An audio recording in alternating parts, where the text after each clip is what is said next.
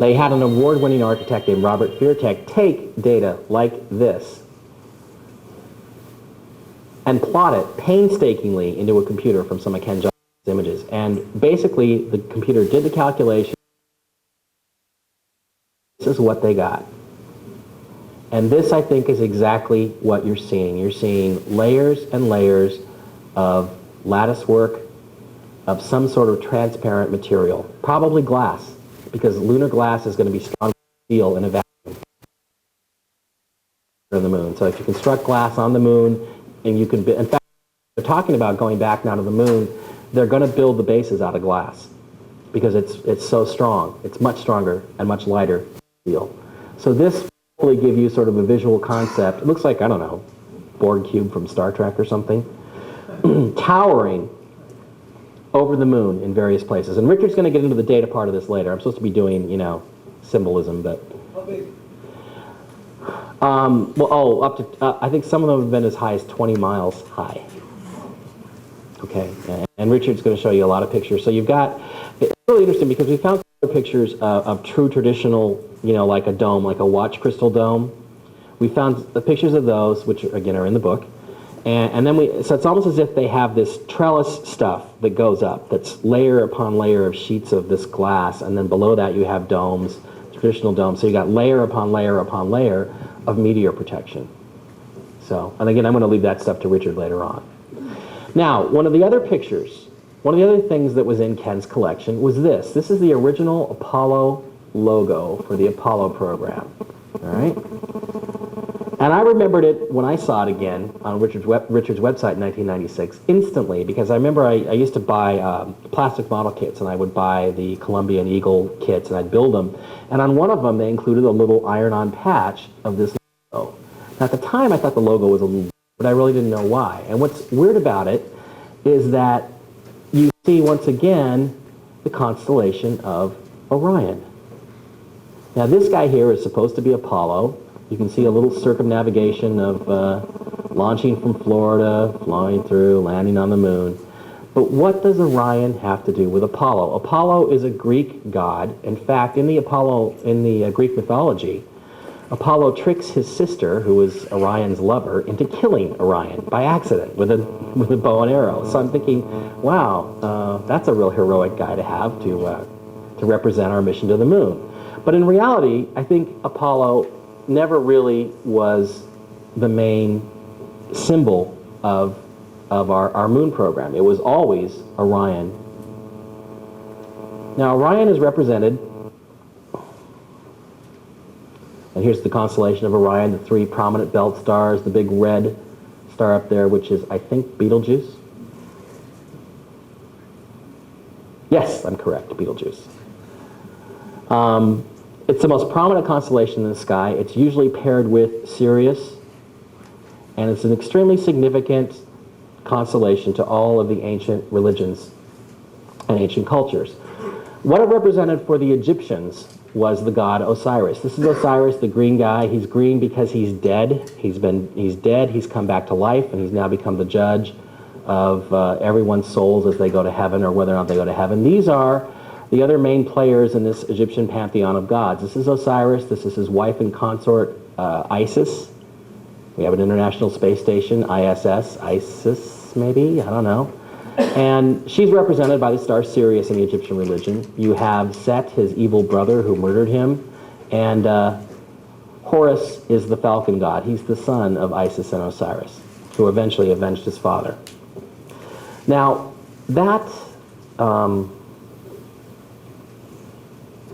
may be what this A is all about, because the other translation or transliteration of the name Osiris in the Greek is Asar.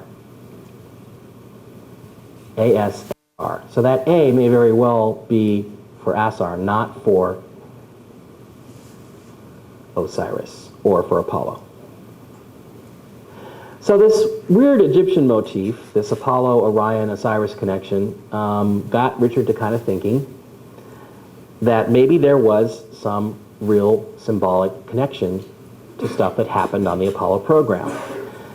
This is work by Robert Bauval and Graham Hancock. basically saying that if you look at the belt stars of Orion, you will see that the pyramids are laid out in exactly the same way and in exactly the same orientation to the Nile as Orion's belt stars are to the Milky Way.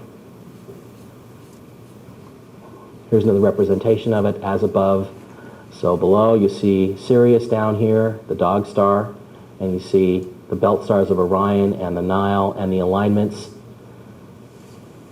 So the Egyptians felt that Orion, representing Osiris, and Sirius, representing Isis, were extremely significant.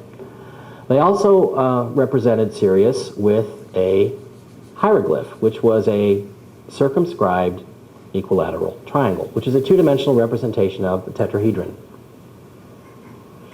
Now, one of the most important days was the day of the heliacal rising of Sirius. What happens with Sirius at that latitude is that it disappears from the night sky for a period of, I think, about 70 days, and then it reappears just before dawn, just before the sun, at a particular date and a particular time. Now, the pyramids are thought to have been built around 2500 BC or around that time. There are some that actually dated at about 3300 BC. Back in 3300 BC, you would have had this heliacal rising of Sirius taking place on a specific date. That date is July 20th in our current Gregorian calendar. Okay? So you have this really interesting, significant event, which was the date of the Egyptian New Year. The Nile would flood and everything would be, saturated with water, and they could grow crops and so forth. And it was a very significant date to the ancient Egyptians. Well, it was also a date of another real significant event, the event of the first landing and walk on the moon, July 20th, 1969. So it began to occur to Mr. Hoagland, as it often does, in a way that's different than most, well, I'm not going to say it's different than you or I mean, I think the same way now, that there might be some connection between that Osiris-Apollo logo and this date of July 20th and the moon landing. So here's the Earth and the moon together, showing you just how far apart they really are. This was taken, I think, from Cassini. And it's an interesting perspective on our planet and the moon that we don't usually get. So on July 20th, 1969, man walked on the moon for the first time, and they showed it to us in the crappiest, lousiest possible way with the worst TV picture I have ever seen. Now, again, there are reasons why the picture was so bad. It had to do with converting from one type of camera to another. But the fact is, and most people don't know this, is that they had a color camera. They had a very good color camera. In fact, they had a great color camera that worked really, really well, that they used on subsequent missions, that they could have taken with them to the moon. But for whatever reason, they decided instead to take this really lousy, really crappy black and white camera. Now, speculate on that later. So, thinking maybe that there was something up with this Egyptian motif, Richard looked into a book written by Buzz Aldrin about his experience on the moon called Men from Earth. And in that book, he describes a ceremony that he performed in the lunar module. Neil and Buzz went out for their first spacewalk, or their first moonwalk. So during the first idle moment in the LEM, before eating our snack, I reached into my personal preference kit and pulled out 2 small packages, which had been specially prepared at my request. One contained a small amount of wine, the other contained a small wafer. With them and a small chalice from the kit, I took communion on the moon, reading to myself from a small card I carried on which I had written a portion of the Book of John used in the traditional communion ceremony. Now, what most people don't know is that